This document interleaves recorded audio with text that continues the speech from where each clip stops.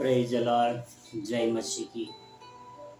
परमेश्वर का धन्यवाद करता हूँ जिस परमेश्वर ने उनके वचनों के साथ एक अनुग्रह दिया और वह वचन को लेकर आपके समक्ष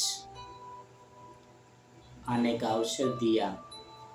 उस महान परमेश्वर का कोटि कोटि धन्यवाद करता हूँ। भाई और बहन और मित्रों, हम बात कर रहे हैं उपवास के बारे में। यीशु मसीह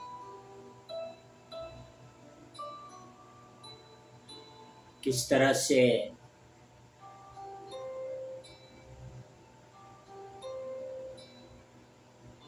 उपवास किया, 40 दिन और 40 रात, ताकि वो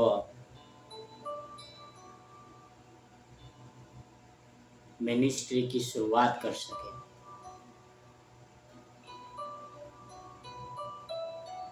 किस तरह से हमने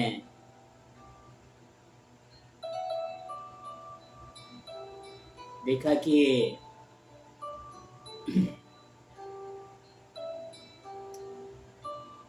निनवे के लोगों ने उपवास किया,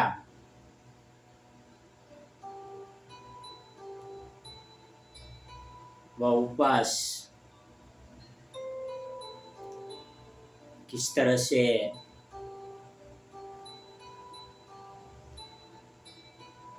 परमेश्वर तक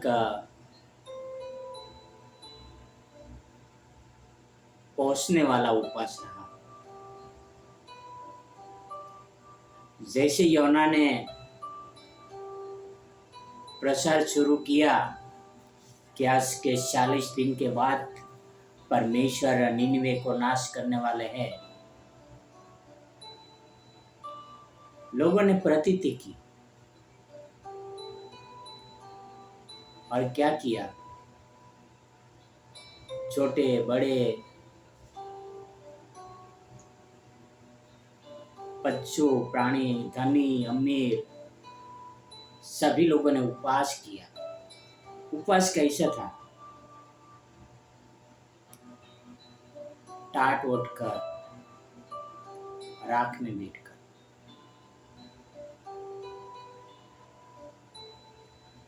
और चिल्ला चिल्ला कर परमेश्वर को दोहाई देने लगे। और परमेश्वर ने निनवे के लोगों की सुनी।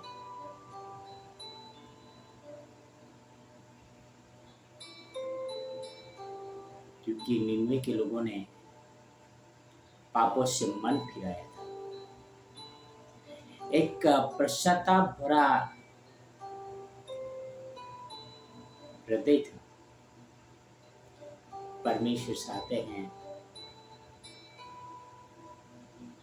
कि हम एक पश्चाताप के साथ परमेश्वर के सामने आए और उपवास का सही मायने सीखे कि हम उपवास क्यों करते हैं, कैसे किया जाता है, उपवास का मतलब क्या है।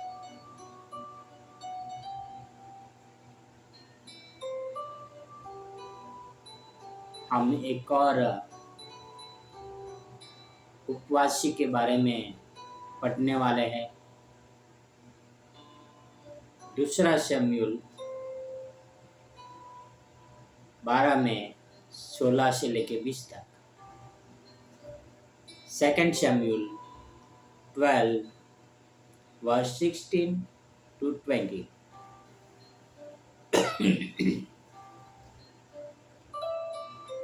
और दाऊद का उस लड़के के लिए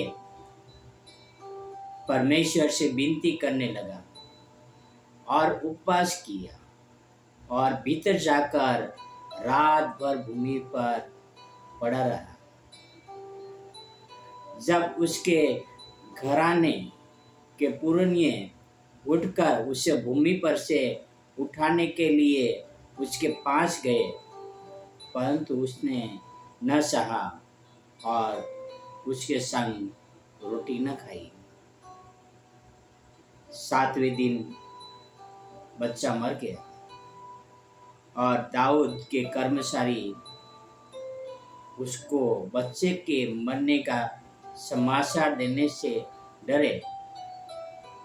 उन्होंने तो कहा था कि अब कि जब तक बच्चा जीवित रहा तब तक उसने हमारे समझाने पर मन न लगाया।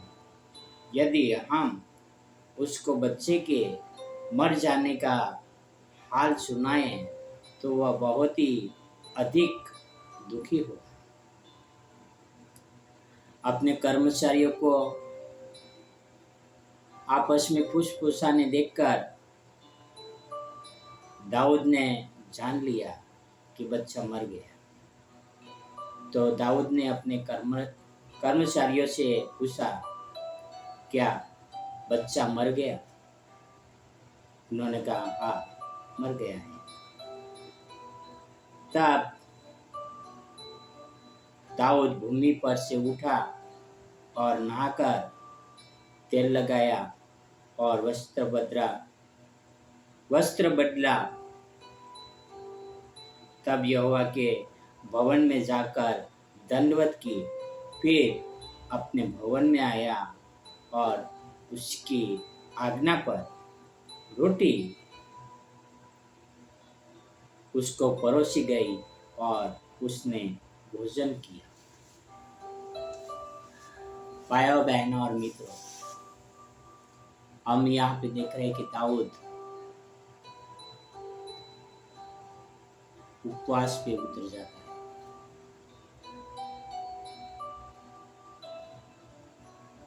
परमेश्वर के सामने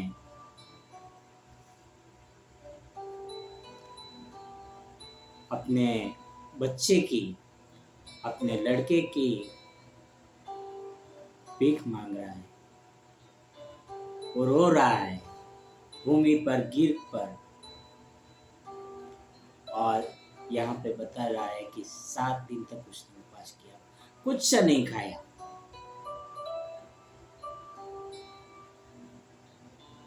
और आखिर में वो बच्चा बीमार होकर मर गया। कर्मचारी सोचने लगे कि जब बच्चा बीमार था और राजा को हम बोले कि चलो खा ले, उन्होंने नहीं खाया। अब जाके उनको समाचार देंगे कि बच्चा मर गया तो क्या सोचेगा। दाऊद ने उनको पहचान लिया और सामने से पूछे, क्या बच्चा मर गया, क्या लड़का मर गया? उन्होंने कहा हाँ। वो उठा, नहाया, कपड़े बदली किया और पहला वो परमेश्वर के भवन में।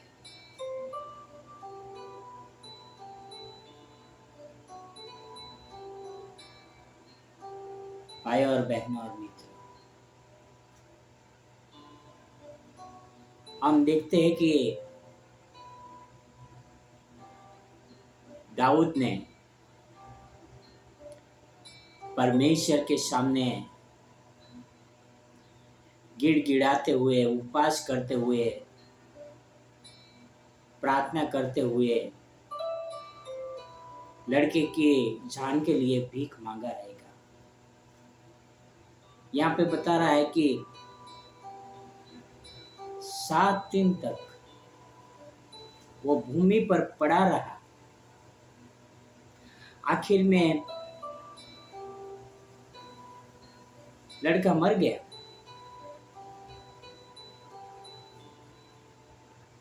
पर दाऊद ने परमेश्वर को कोसा नहीं, परमेश्वर को यह नहीं कहा कि तुमने मेरा लड़के को क्यों मार डाला, मेरे लड़के को क्यों नहीं बचाया। वो उठकर परमेश्वर के भवन गया।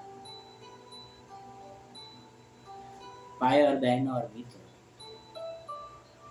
कभी कभार हम उपवास अपने मतलब के लिए करते हैं, हमारा मतलब पूरा नहीं होता है तो हम परमेश्वर को कोसने लगते हैं, परमेश्वर को दोष लगाने लग जाते हैं, परमेश्वर को बुरा भला कहते हैं कि परमेश्वर तूने क्यों हमारे साथ अन्याय किया। परमेश्वर अन्याय नहीं है। परमेश्वर ने जो समय ठहराया है, परमेश्वर ने जो बोला है उसके अनुसार वो करता है।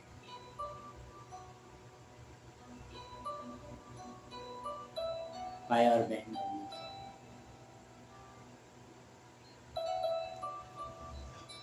क्या हम अपने मतलब के लिए उपवास करते हैं? अपनी इच्छाओं को पूरी करने के लिए उपवास करते हैं? हमारा उपवास करने का मकसद क्या है?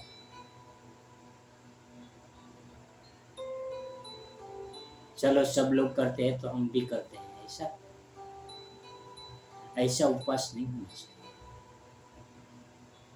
हमारा उपवास के पीछे कोई तो ऐसा मकसद होना चाहिए, ठोस मकसद होना चाहिए,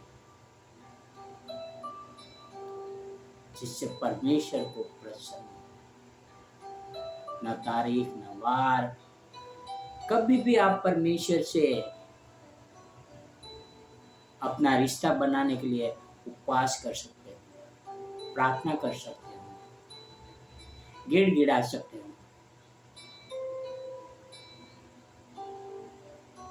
क्या हमें उपवास करने के लिए इंतजार करना पड़ता है? क्या हमारे ऊपर कोई कठिन मुश्किल आए तब उपवास करें? या हम इंतजार करते हैं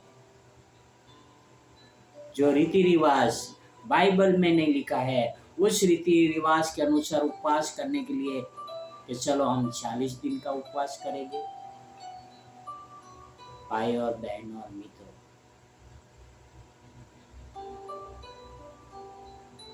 हम में से कोई व्यक्ति 40 दिन का उपवास नहीं करते, सिर्फ 1 दिन का उपवास करते हैं।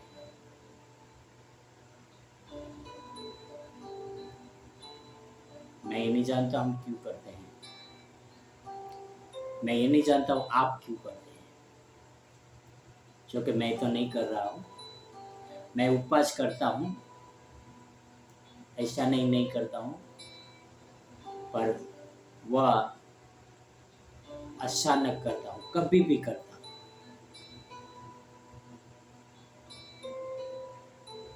मेरा कहने का मतलब ये है कि हम कभी भी उपवास करें, उनके पीछे कोई न कोई ऐसा ठोस रीजन होना चाहिए जहाँ पर हम परमेश्वर की आज्ञाओं को मजबूती के साथ अपना सकें। आओ हम एक निर्णय लें कि हमारा उपवास का मकसद एक सही दिशा मार्गदर्शन वाला हो। आओ हम प्रार्थना करें। हे हमारे परमेश्वर पिता, धन्यवाद करता हूँ प्रभु के आपके वचनों के द्वारा हमें बताते हैं पिता कि हमें किस तरह से दिन बनना चाहिए, कैसा हमारा उपवास होना चाहिए, कैसा हमारा मन होना चाहिए। हमें दोष लगाने वाला नहीं होना चाहिए पिता। जिस तरह से दाऊद ने अपने बेटे के लिए उपवास किया, पर जब बेटा मर गया उसने ना आपको दोष लगाया, पर वो किस तरह से दिन बनकर नहाकर वह आपके भवन पे आ गया। ऐसा ही मन हमारे साथ रहे पिता। यह आपसे प्रार्थना आपसे मैं विनती करता हूँ। यह सारी प्रार्थना मेरे उद्धारकर्ता प्रभुओं का प्रभु राजाओं का राजा यीशु मसीह के नाम से करता हूँ। आमीन, आमीन, आमीन। Praise the Lord. God bless you.